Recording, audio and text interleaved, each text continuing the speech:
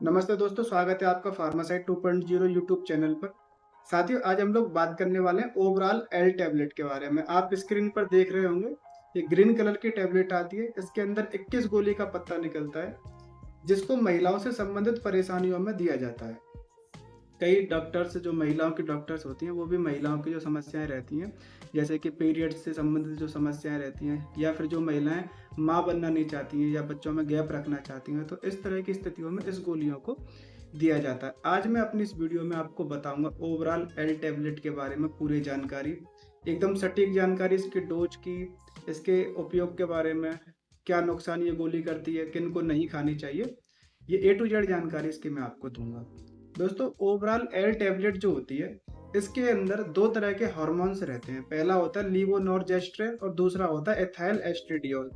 ये दोनों ही हार्मोन्स महिलाओं की जितनी भी परेशानियां होती है, जैसे कि जो महिलाएं अनचाही प्रेगनेंसी को रोकना चाहती हैं, जो महिलाएं अभी माँ बनना नहीं चाहती हैं, तो वो महिलाएं इस गोली को इस्तेमाल करती हैं।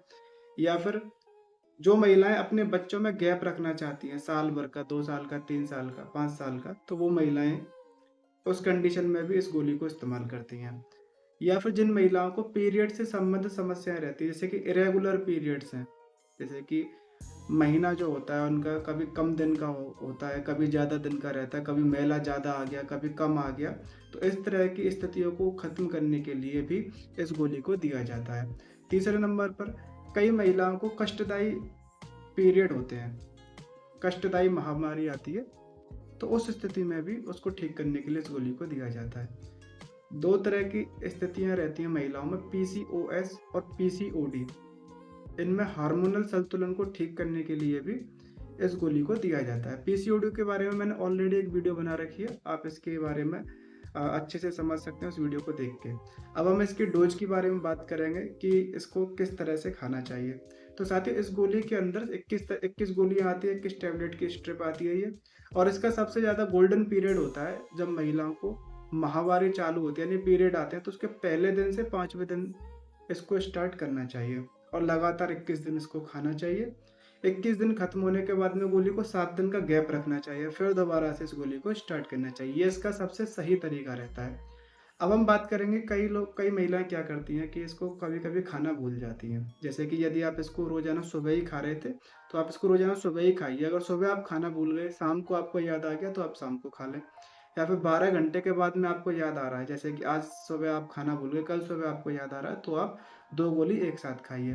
बस आपको एक चीज़ का ध्यान रखना होता है कि जब जिस दिन आप गोली भूल जाते हैं, तो उससे 2 से 4 दिन आपको सेक्स वगैरह करते टाइम पे कॉन्डोम का इस्तेमाल करना चाहिए, क्योंकि प्रेगनेंसी कंसीव होने के चांस बढ़ जाते हैं। इस तरह से इसकी डोज ली जाती है। अगर इसके साइड इफेक्ट की बात करूं, जो इस गोली को खाने से नुकसान थोड़े बहुत हो सकते हैं, वो रहता है जैसे कि किसी किसी को हल्का सा वजन बढ़ सकता है वाटर रिटेंशन की वजह से, जो कि टेम्परेरी रहता है, कुछ दिनों के बाद में ठीक हो जाता है। दूसरे नंबर पर, सामान्य जी मिचलाना, सिर दर्द रहना और मूड स्विंग होना, इस तरह की तकलीफें भी नॉर्मल रहती हैं, जो कि 2 से 4 दिन ही रहती हैं। एक खास चेतावनी आपको याद रखनी होगी कि जो महिलाएं स्मोकिंग करती हैं, बीड़ी, सिगरेट, हुक्का इत्यादि पीती हैं, वो महिलाएं इस गोली को नहीं खाएं। क्योंकि उससे क्या होता है, जब आप स्मोकिंग भी करती हैं, इस गोली को भी खाती हैं, तो उससे आपके खून के थक्के जम सकते हैं, ब्लड क्लॉटिंग हो सकती है। तो इस खास चेतावनी का आपको याद रखना चाहिए। जो महिलाएं स्मोकिंग करती हैं, वो महिलाएं इस गोली को भूलकर भी ना खाएं। और जो महिलाएं स्तनपान कराते हैं, अपने बच्चे को दूध पिलाती हैं, तो वो महिलाएं भी इस गोली को ना लें, क्योंकि उससे उनके दूध की मात्रा कम हो सकती है। इसके बाद में दोस्तों, कुछ लोगों का मिथ होता है, कुछ लोगों का मानना होता है कि इस गोली को जो महिलाएं खाती हैं, उनमें माँ बनने की दिक्कत हो सकती है, जबकि ये ऐसा सिर्फ एक मिथ होता है, एक ऐसी सोच रहती है। इसका माँ बनने से कोई लेना देना नहीं होता है। जब आप इस गोली को बंद कर देंगे, तो आपकी फर्टिलिटी, यानी कि आपके माँ बनने का सपना दोबारा से पूरा हो जाएगा। ये खाली टेम्परेरी तौर पर, जब तक आप इसको खाती रहेंगी तब तक ही आपकी प्रेगनेंसी में समस्या डाल सकता है। और जब तक आप इस गोली को बंद कर देती हैं, उसके बाद में दोबारा से आपकी फर्टिलिटी वापस आ जाती है। थोड़ा सा समय लगेगा, 5 दिन, 10 दिन, 15 दिन, 20 दिन, आपके हार्मोन्स लेवल को ठीक होने में। उसके बाद से दोबारा से आप माँ बन सकती हैं। अब इसकी, जो महिलाएं इसको नहीं खा सकती हैं, जैसे कि किसी को माइग्रेन है, या फिर किसी को लिवर की समस्या है, किसी को डायबिटीज है, या फिर किसी को हार्ट से संबंधित कोई परेशानी है, तो वो महिलाएं अपने डॉक्टर, जो महिलाओं की एक्सपर्ट डॉक्टर होती हैं, उनके बताए अनुसार ही इस गोली को खाना चाहिए। विदाउट उनके बताए इस गोली को कभी भी अपने आप ना खाएं।